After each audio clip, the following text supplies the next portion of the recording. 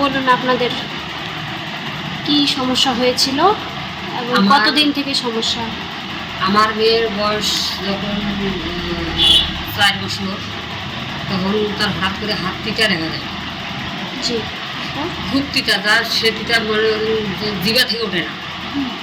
ও হাত দিয়ে যাই ধরে সব তিতা, মানে শুকনো খাবার বাদে যদি তরল খাবার বাদে যে কোনো খাদ্য ধরলে সেটা তিতা, সেটা খাওয়ার মতো না। জি,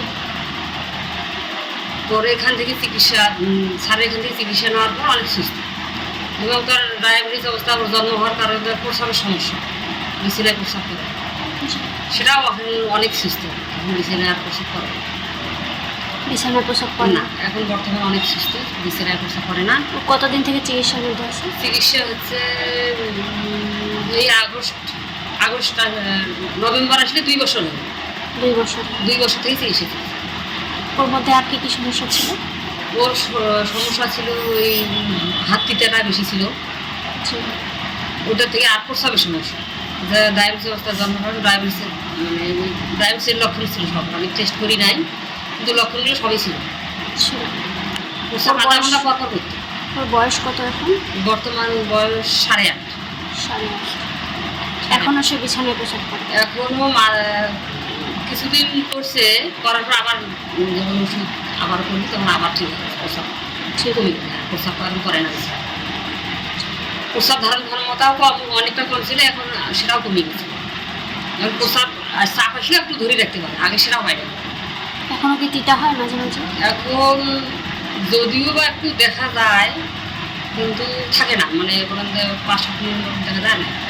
আর নাই? আগে ভাত খেতে পারতো না? না, ভাত বা কোনো কিছুই খেতে পারতো না, সব মানে তরল খাদ্য কোনো কিছু খেতে পারতো না। যেটাই ছুঁইতো সেটাই? যেটাই হাত দিয়ে ছুঁইতো সেটাই। এবং ঠোঁট জিহ্বা সব তিতা লাগে। সব তিতা লাগছে। আপনারা কীভাবে বুঝতে পারলেন যে তিতা লাগছে?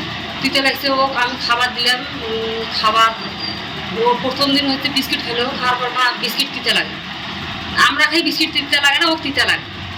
পরে ওর বিস্কুট সুগার পানিটা যখন আমি খেলাম, এটা তিতে খায়, তখন আমার সন্দেহ হলো যে এর তো বিস্কুট চুপি খেয়েছে, খার কারণে তিতে হয়েছে। পরের দিন আবার ওর বাবা খেলেন, তুমি নাস্তাটা কলা দিয়ে মাখি দাও।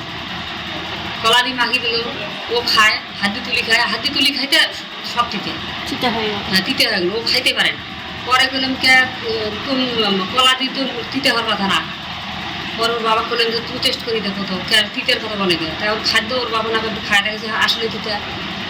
তখন আবার ওর বাবা কাছে ওরা আবার হাত ভালো করে আবার পরিষ্কার করে ধুয়ে নিয়ে আবার দেখি আমি আঙুলটা চুষি দেখি। আঙুল চুষার পর বলে যে আমার জিব্বাটা সারাদিন তিতে ছিল, যে আমি এত কিছু খাওয়ার পর আমার তিতে জিব্বা থেকে যায়নি, এতটাই তিতে ছিল। এরকম তিতে 2-3 দিন ছিল, পর ওষুধ খাওয়ার পর ভালো, তখন থেকে ওইভাবে তিতে আসে না। কোথায় কোথায় ডাক্তার দেখাইছেন?